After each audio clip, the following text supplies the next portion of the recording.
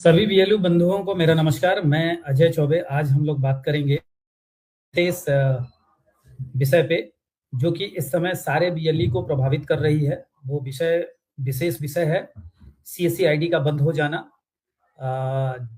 State में हजारों CSC ID आज के समय में बंद हो चुकी हैं।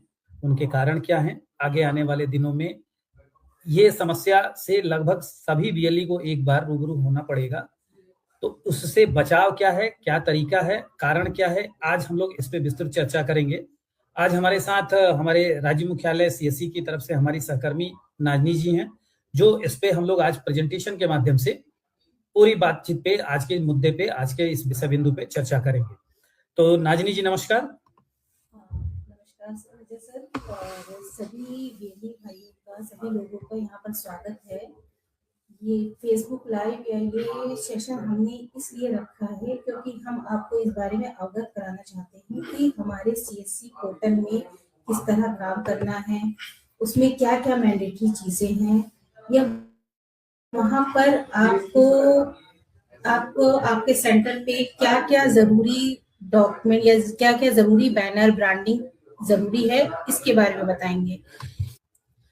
तो नया सीएससी सेंटर लेने के लिए आप लोगों के पास आपने अगर सीएससी आईडी ले ली है तो आपके पास डिस्ट्रिक्ट मैनेजर की तरफ से कहीं ना कहीं, अगर आप किसी ग्रुप में जुड़े होंगे तो उसमें आपको मैसेज आ रहा होगा कि ब्रांडिंग करना है, केवाईसी करना है, पुलिस वेरिफिकेशन अपलोड करना है।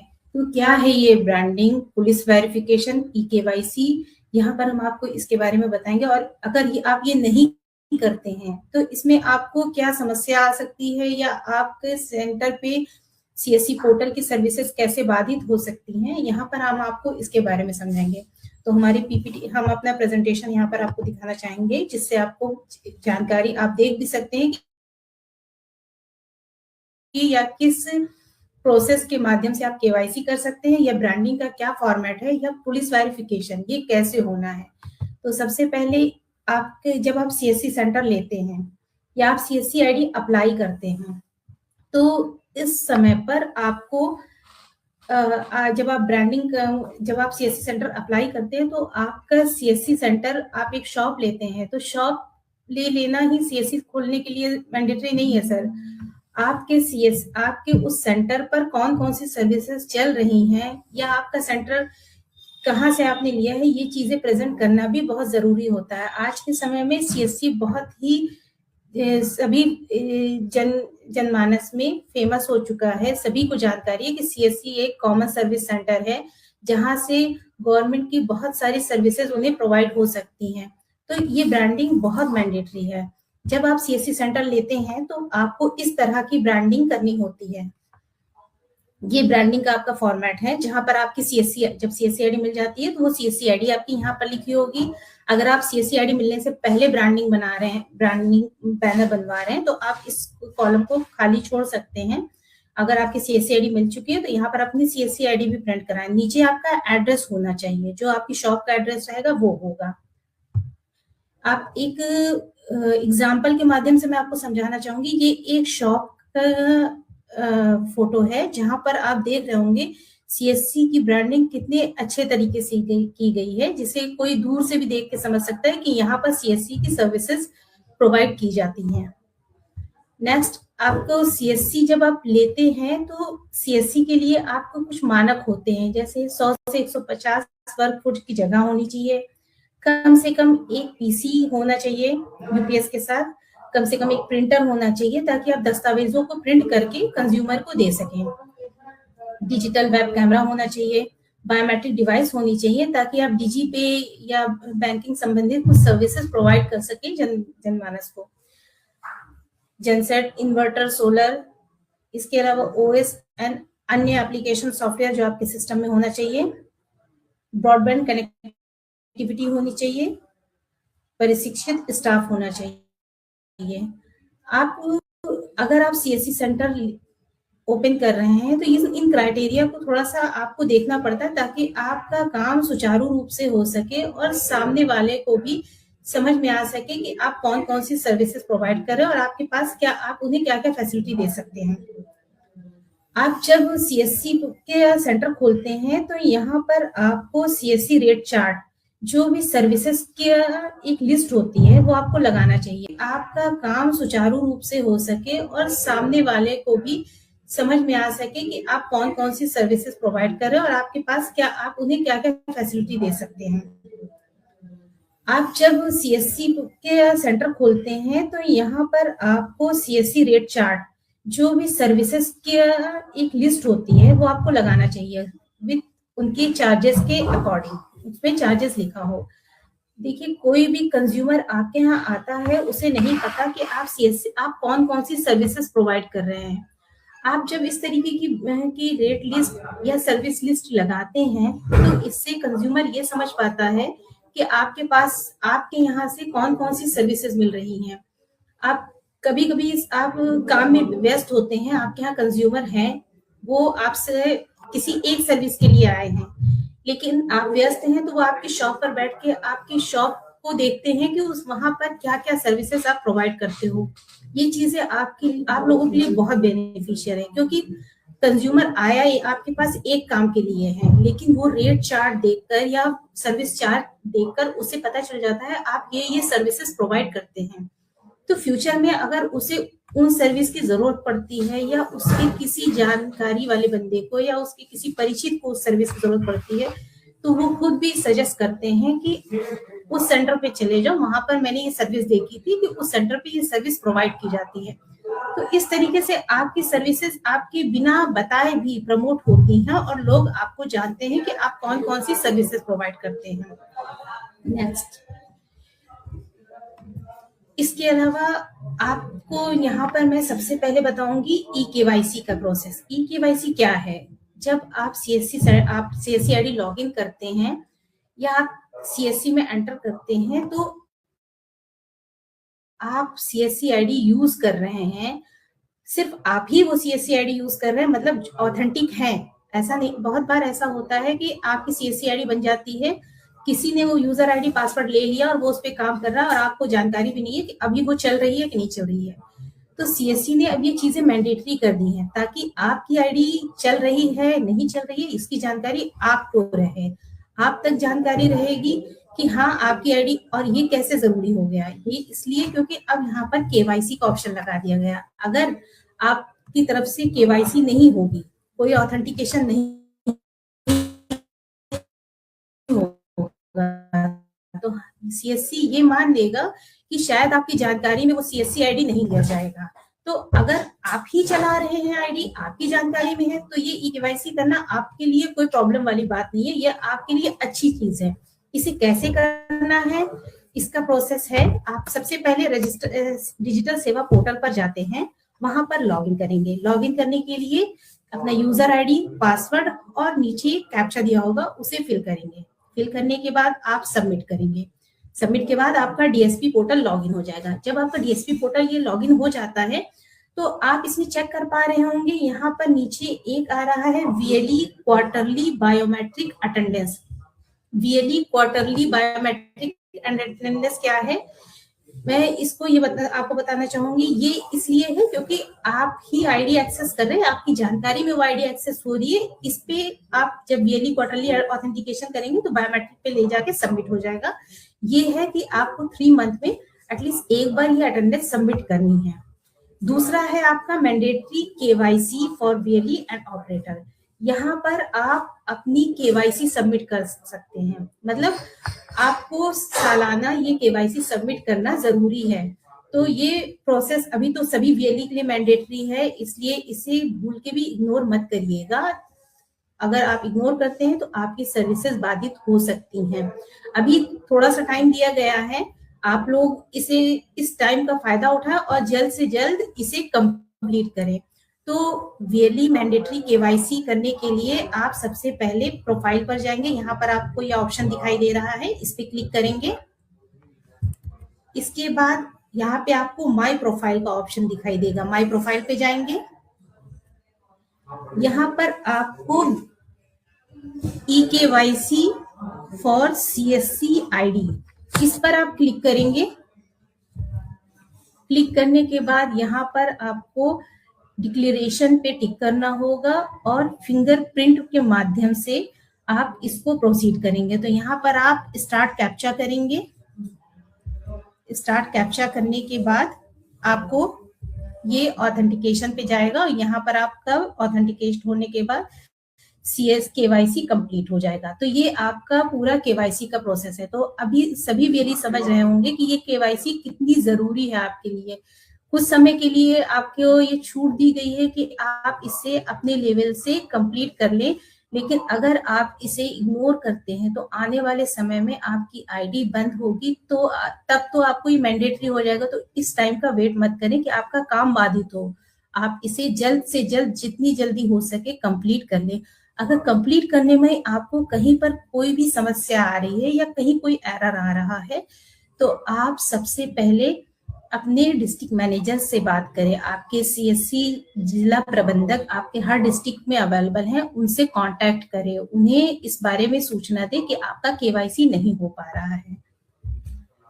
नेक्स्ट आपको बताना चाहेंगे पुलिस वेरिफिकेशन। पुलिस वेरिफिकेशन बहुत ही जरूरी है। बहुत जरूरी इसलिए भी है क्योंकि अभी बहुत सारे VLE हमारे पुलिस वेरिफिकेशन अपलोड नहीं करते हैं, पर अब गवर्नमेंट के नियम के अनुसार अगर कोई इस तरह का डिजिटल वर्क कर रहा है तो उसे पुलिस वेरिफिकेशन करना अनिवार्य है। तो पुलिस वेरिफिकेशन करने के लिए आपको क्या करना होगा, आप register.csc.gov.in ये वेबसाइट है। इसे आप गूगल पे CSC अप्लाई सर्च करके भी इस वेबसाइट पर आ सकते हैं। अदरवाइज ये वेबसाइट लिखी हुई है, आप इसे नोट डाउन भी कर लीजिए। तो ये वेबसाइट है www.register.csc.gov.in। इस वेबसाइट पर जाएंगे, यहाँ पर आप माई अकाउंट के ऑप्शन पे जाएंगे। माई अकाउंट के ऑप्शन पे क्लिक करने के बाद आपको आपकी CSC आईडी और फिंगरप्रिंट पे सेलेक्ट करने का ऑप्शन आएगा। अभी आयरिश वर्क नहीं कर रहा है, इसलिए इस पे आप प्रयास ना करें।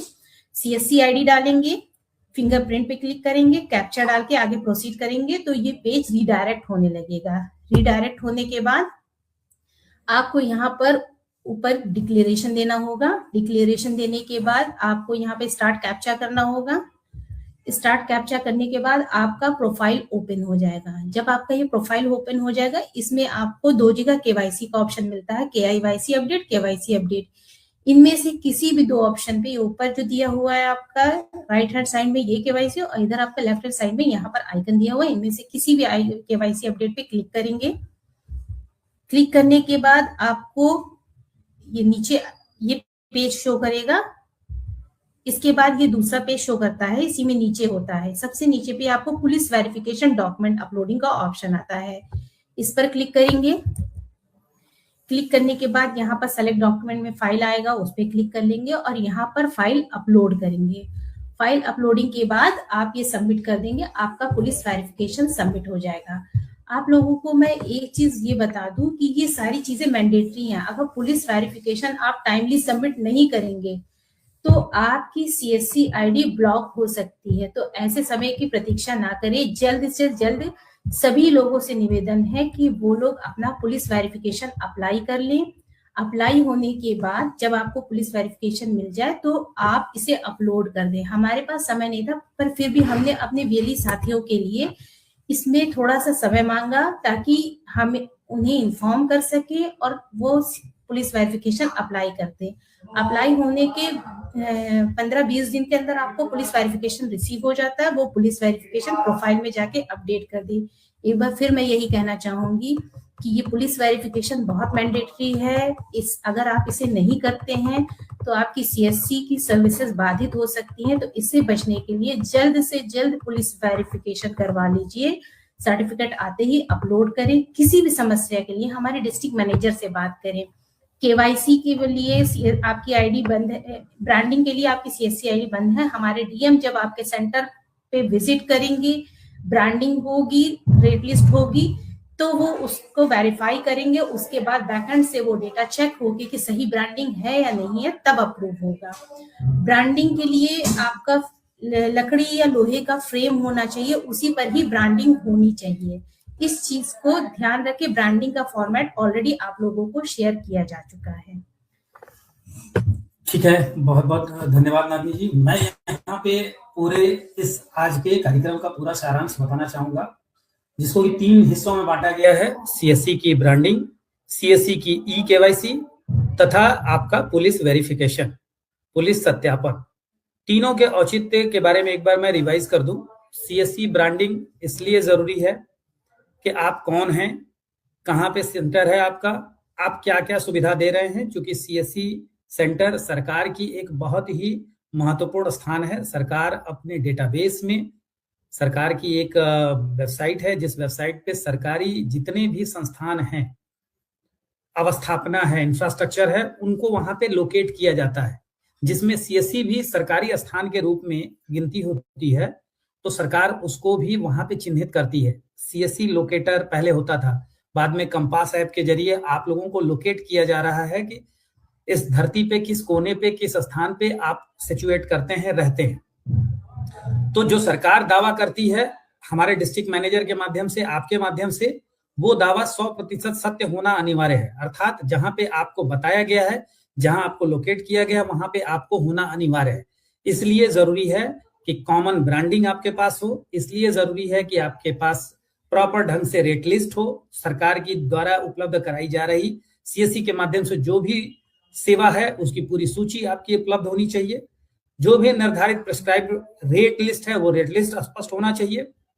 कस्टमर रजिस्टर होना चाहिए, फीडबैक रजिस्टर, कस्टमर को कोई अगर अपनी बात कहनी है, या कौन सा कस्टमर कौन सा सर्टिफिकेट आपके किस तारीख को आपके यहाँ से आकर के लिया, इसका एक फिजिकल पेपर आपके पास होना चाहिए। आपने उसके बदले कितना पैसा लिया, उसका एक फिजिकल पेपर आपके पास होना चाहिए।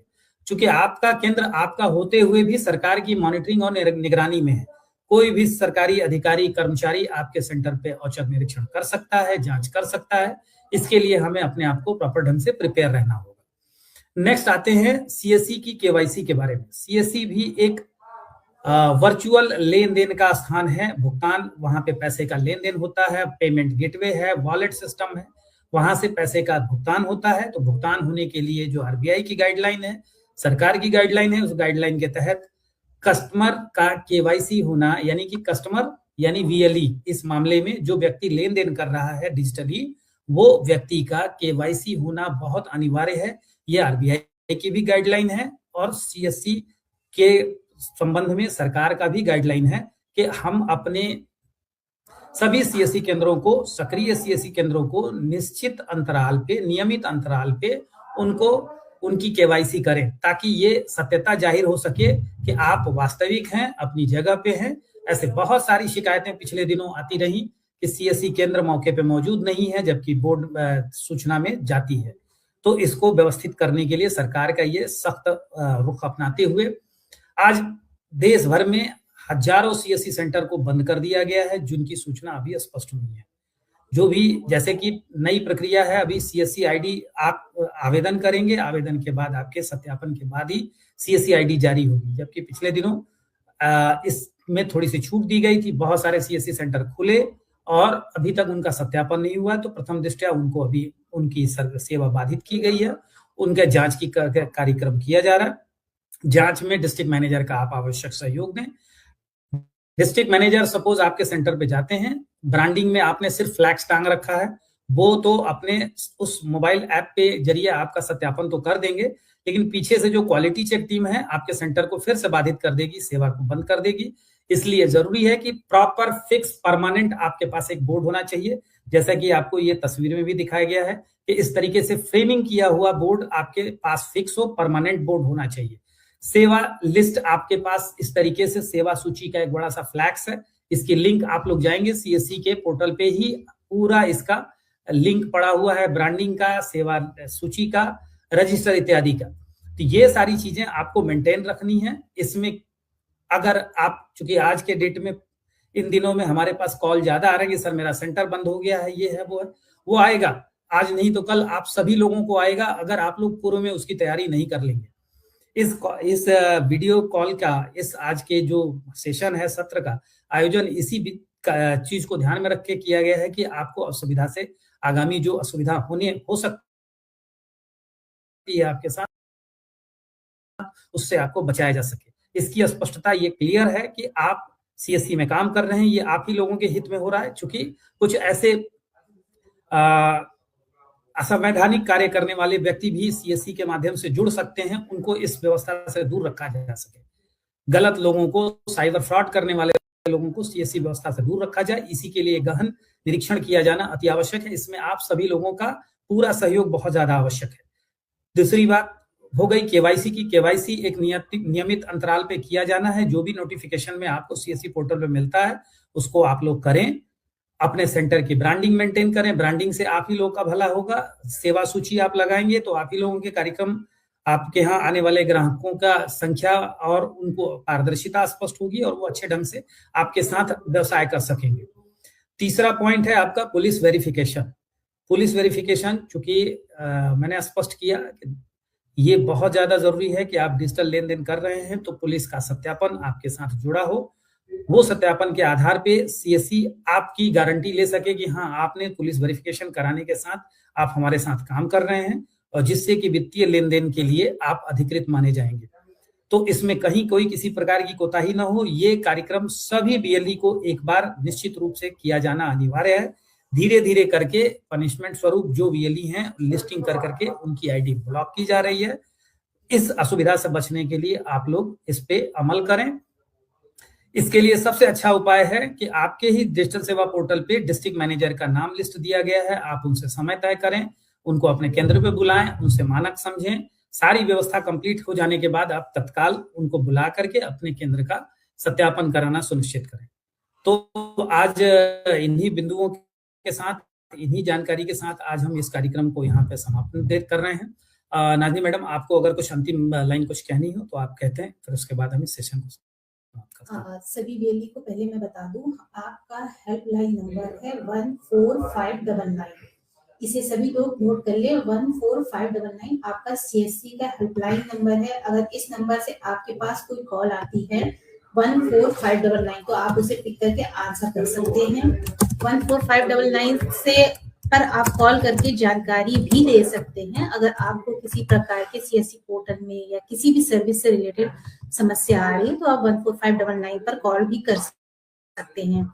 हमारा एक पोर्टल है जानकारी, सीएससी जानकारी। इस पर आप सर्विसेज के बारे में जानकारी ले सकते हैं।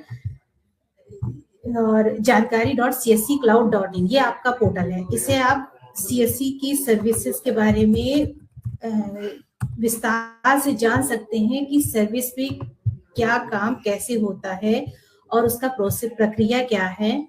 और उसमें आपको पीपीटी भी मिली हुई है, जिसमें आप पीपीटी के माध्यम से भी समझ सकते हैं कि स्टेप बाय स्टेप आपको क्या काम करना है। तो ये कुछ चीजें हैं जो आपको जानकारी होना जरूरी है।